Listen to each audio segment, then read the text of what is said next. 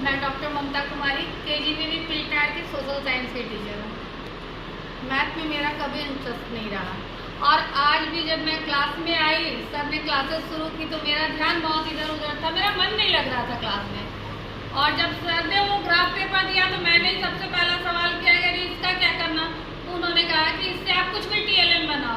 तो मैंने बड़ा रूडली उन्हें कहा कि इससे मेरे से टीएलएम वगैरह नहीं बनना, मेरे से नहीं बनेगा और मैंने उसको बोलकर अब तक रखा हुआ है। उसके बाद जब ये सेशन शुरू हुआ ग्राफ का, मेरा पूरा मन लगने लगा क्लास में और ये इतना इंटरेस्टिंग था क्योंकि एक तरह से माइंड गेम की तरह था और चीज़ों को देखने का जो नजरिया है, मेरी ये आदत है, मैं बच्चों को भी क्लास में जब पढ़ाती हूँ तो अलग अलग चीज़ों के उदाहरण उनको देती हूँ, आसपास के वातावरण से सिखाती हूँ। जो भी मेरे यहाँ के टीचर हैं वो मेरे को पढ़ाते हुए सुनते होंगे तो उनको पता होगा ये। मैं हमेशा अगल बगल की चीज़ों के उदाहरण से उनको समझाती हूँ। और आज एक छोटी सी चीज़ से, ये ग्राफ से एक छोटी सी चीज़ से अचानक से जो 3x3 का वो निकला वो ग्राफ, वो उससे मतलब ये लगा कि हम चीज़ों को और भी कई तरह से देख सकते हैं।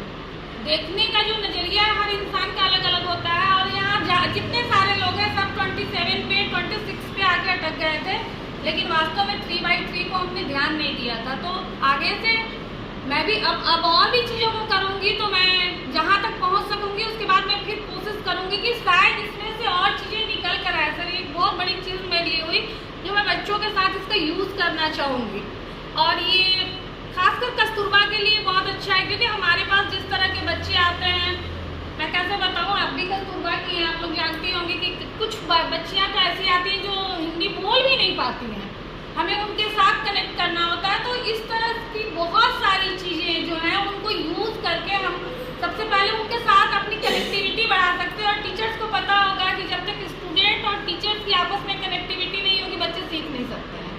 तो ये सारी चीज़ें जो है बच्चों को कनेक्ट करने के लिए बहुत अच्छी और हमारे लिए ये बहुत अच्छी बात है कि हम इनसे कुछ नया सीख रहे हैं। अभी सर ने एक चीज़ बताया, बिजली लिखने का तरीका, जैसे हमारे स्कूल की शिक्षिका ने बतलाया बिजली ऐसे, वो गांडे की मैम जो थी उन्होंने ही बतलाया।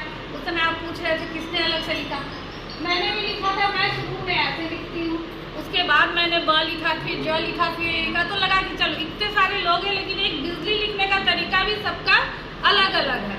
तो जैसे मैं फिलॉसफी के स्टूडेंट हूँ तो हमने पढ़ा है कि अगर एक दिया जो जलता है ना, हमें दिखता है कि लौ जल रही है लेकिन शायद आपको पता नहीं कि उसकी हर लौ अलग होती है, वो लौ की कंटिन्यूटी नहीं होती है। वो जितनी भी लौ जलती है हर लौ अलग अलग होती है लेकिन हम उस चीज़ को देख नहीं पाते हैं, चीज़ों को समझ नहीं पाते हैं। तो हमें ये लगता है कि दिया कंटिन्यू जल रहा है लेकिन वो जलता नहीं है, हमारे आंखों का भ्रम है कि वो जल रहा है। तो ये चीज़ अच्छा लगा कि मेरे सब्जेक्ट से रिलेटेड भी मैं इसे जोड़ के देख पा रही हूँ कि इल्यूजन, भ्रम पैदा होता है। अगर हम चीज़ों को सही ढंग से देखने लगे तो उस भ्रम से मुक्ति मिल सकती है। और सर आपने मेरे देखने का नज़रिया बदला, थैंक यू सो मच।